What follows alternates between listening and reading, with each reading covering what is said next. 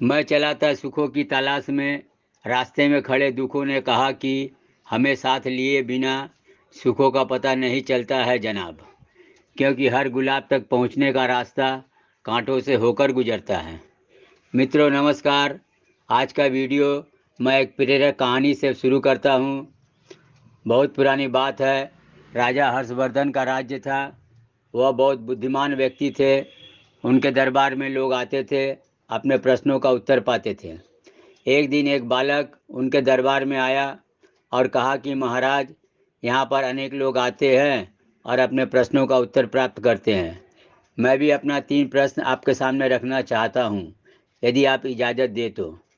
महाराज ने कहा, ठीक है बेटा, आप अपने प्रश्नों को हमारे सामने रख सकते हैं। बालक ने पहला प्रश्न किया, महाराज, बुद्धि रहती कहाँ है? महाराज उत्तर नहीं दे पाए।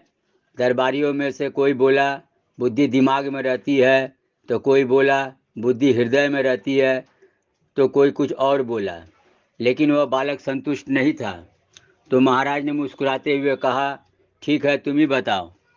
बालक ने कहा, इस प्रश्न का उत्तर मैं दे सकता हूँ, लेकिन इसके लिए इस दरबार में मुझे बैठने के लिए एक आसन चाहिए।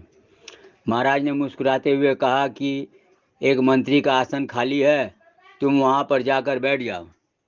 बालक मुस्कुराते हुए वहाँ पर जाकर बैठ गया और उसने कहा, बुद्धि मनुष्य के ओठों पर रहती है। महाराज ने कहा, ऐसा क्यों? तो बालक ने उत्तर दिया, कोई बुद्धिमान व्यक्ति समय पर उचित बात न करे तो उसे लज्जित होना पड़ता है। इसलिए जितना भी विद्वान व्यक्ति हो, जब वह मुख खोलता है तो उसकी बुद्धि की क्षमता का पता लगता है। वह कितना विवेकशील है उसके बारे में पता लगता है। इसलिए बुद्धि मनुष्य के होठों पर रहती है। सभी बहुत खुश हुए। महाराज भी खुश हुए। फिर उसने अपना दूसरा प्रश्न किया, महाराज, बुद्धि खाती क्या है? सभी ने कहा, ए बालक, तुम सबका समय नष्ट कर रहे हो। बुद्धि कोई व्यक्ति या चीज़ है जो कुछ खाएगी? इस प्रश्न का भी जवाब किसी के पास नहीं था। तो महाराज ने कहा, बेटा तुम ही उत्तर दो। तो उस बालक ने कहा, बुद्धि समय खाती है। जो व्यक्ति बिना सोचे समझे उत्तर दे देता है, बिना समय का सदुपयोग किए उत्तर देता है, अक्सर उसे भी लज्जित होना पड़ता है। इसलिए बुद्धि सदा समय खाती है। सभी लोग बहुत खुश हुए। फिर बालक ने अपना आखिरी प्रश्न रखा। उसने कहा, महाराज, बुद्धि पहनती क्या है? सब लोग सोचने लगे, बुद्धि भी कोई व्यक्ति है जो कोई वस्त्र पहनेगी? महाराज ने कहा, मुझे उसका उत्तर नहीं पता। बालक ने कहा, मैं इस प्रश्न का उत्तर तो दे सकता हूँ, लेकिन इसका उत्तर देने के लिए मुझे आपके सिंहासन पर बैठना पड़ेगा और आपको मेरी जगह पर आकर बैठना पड़ेगा। महाराज मुस्कुराने लगे और कहा, ठीक है, तुम ऐसा करो, मेरे सिंहासन पर आकर बैठ जाओ, मैं तुम्हारी जगह पर बैठ जाता हूँ। बालक जैसे ही सिंहासन पर बैठा, उसने कहा, महाराज, अब तो आपको उत्तर सूझ ही गया होगा। महाराज अफसोस में पड़ गए और कहा कि नहीं भाई, मुझे इसका उत्तर नहीं पता। तो बालक ने कहा, ठीक है महाराज, आप अपना मुकुट मुझे दे दीजिए, उसे मैं पहनूंगा, तब आपको उत्तर सूझेगा। तो महाराज ने मुस्कुराते हुए अपना मुकुट उसके सर पर रख दिया। अब बालक ने मुस्कुराते हुए मुकुट के तरफ हाथों से इशारा करते हुए कहा, महाराज, अब तो आपको उत्तर सूझ ही गया होगा। तो महाराज उसको देखते रहे। थोड़ी देर बाद जोर जोर से हंसने लगे और कहा, वाह अद्भुत बालक, तुमने तो कमाल कर दिया। बुद्धि के ही बल पर तुमने मुकुट पहन लिया।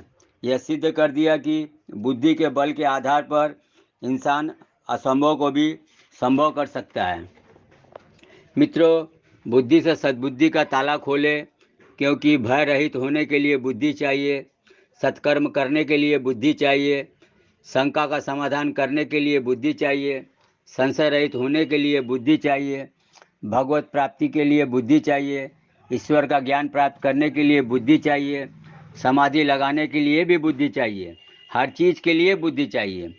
बुद्धि से ही जीवन संवरती या बिगड़ती है। जितने भी सफल और बुद्धिमान व्यक्ति हुए, सभी ने अपने अपने बुद्धि का सदुपयोग किया। हर सफल व्यक्ति के पीछे एक संघर्ष की कहानी होती है, जो बयां करती है कि फूलों तक पहुंचने के लिए कांटों से होकर ही गुजरना पड़ता है।